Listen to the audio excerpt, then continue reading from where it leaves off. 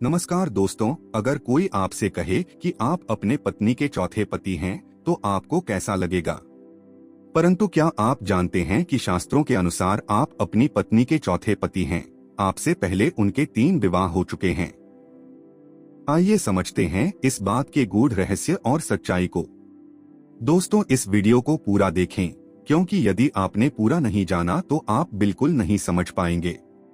दोस्तों, जैसा कि हम सभी जानते हैं कि हिंदू धर्म में शादी के बंधन को एक समझौता नहीं बल्कि 7 जन्मों का बंधन भी माना जाता है। इतना ही नहीं, हमारे सनातन धर्म में सदा ही एक पति और एक पत्नी की बात की गई है। अर्थात पुरुष के जीवन में एक ही महिला और महिला के जीवन में केवल एक ही पति होना चाहिए। लेकिन दोस्तों, हम अगर आपको यह कहे कि वैदिक परंपरा के अनुसार ऐसा बिल्कुल भी नहीं है कि एक पत्नी का एक ही पति हो, तो आपको कैसा लगेगा? जी हाँ मित्रों, आपको यह जानकर हैरानी होगी कि वैदिक परंपरा के अनुसार हर स्त्री के 4 पति होते हैं और जिस पति के साथ एक स्त्री अपना पूरा जीवन व्यतीत करती है, वह हकीकत में उसका चौथा पति होता है। तो बाकी के 3 पति कौन हैं? फिर पतिव्रता धर्म क्या है? इन सवालों के जवाब जानने के लिए वीडियो के अंत तक बने रहें।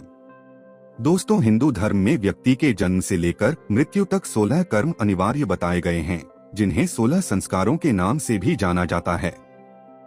लेकिन विवाह संस्कार की बात करें तो कहा जाता है कि जीवन में विवाह एक बार ही होता है और एक ही इंसान से किया जाता है। पतियः तुर्यस्ते मनुष्यजा है, अर्थात मनुष्य कन्या के लिए पति चौथा होता है। मित्रों, आपने कई विद्वान या कथावाचकों को कहते सुना होगा कि वैदिक परंपरा में एक नियम है जिसके अनुसार स्त्री अपनी इच्छा से 4 लोगों को अपना पति बना सकती है, जिसका उदाहरण द्रौपदी जैसी स्त्रियों का देते हैं जिन्होंने कई पुरुषों से विवाह किया। परंतु ये सच नहीं है। द्रौपदी अपने वरदान के कारण ही 5 लोगों से विवाह की, क्योंकि श्राप या आशीर्वाद के कारण कई बातें अलग होती थी।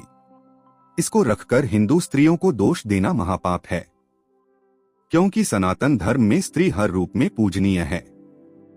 अब आप सोच रहे होंगे कि अगर वैदिक परंपरा में स्त्रियों के 4 पति होने का नियम है, तो फिर वह 3 पति कौन हैं, जिनके साथ स्त्री विवाह करती है, और हमें इसकी जानकारी क्यों नहीं है?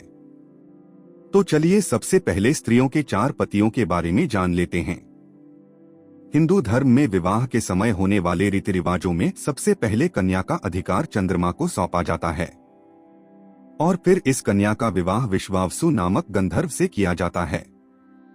फिर तीसरे अग्निदेव के साथ ही विवाह संपन्न किया जाता है। फिर अंत में उस कन्या का विवाह उसके पति से किया जाता है। यजुर्वेद के अनुसार चंद्रमा के प्रभाव से ही एक लड़की को यौवन आता है।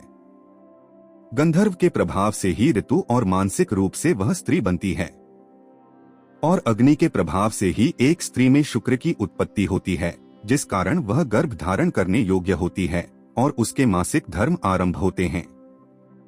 मित्रों, इसलिए वैदिक परंपरा में एक स्त्री के ऋतु होने से पूर्व ही विवाह किया जाता था, ताकि मनुष्य पति उसका पहला पति बने। तो दोस्तों, ये हैं एक स्त्री के 4 पति का असली अर्थ।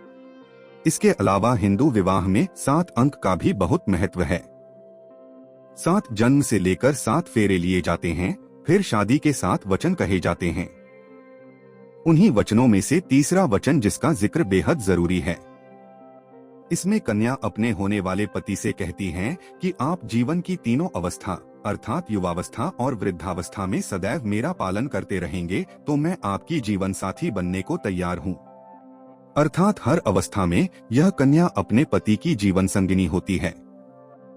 यदि आप विवाह के 7 वचनों के बारे में पूरा जानना चाहते हैं तो कमेंट करें। आपके मन में सवाल उठ रहे होंगे कि अगर ऐसा है तो फिर हमें इसकी जानकारी क्यों नहीं?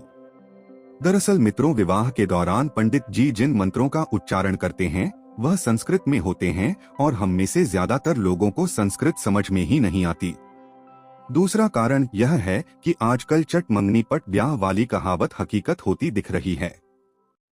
अधिकतर शादियों में देखने को मिलता है कि लोग शादी के लिए सजावट से लेकर अन्य कामों पर खर्चा करते हैं, लेकिन पंडित जी द्वारा करवाए जा रहे विधि विधान में जल्दीबाजी करते हैं और उन्हें दान देने में भी संकोच करते हैं। यहाँ तक कि विवाह में ऐसे पंडितों को भी बुलाया जा रहा है जिन्हें संस्कारों और धर्म का ज्ञान तक नहीं है। ऐसे में विवाह पहले की तरह यानी कि सभी रस्मों से नहीं हो रहे।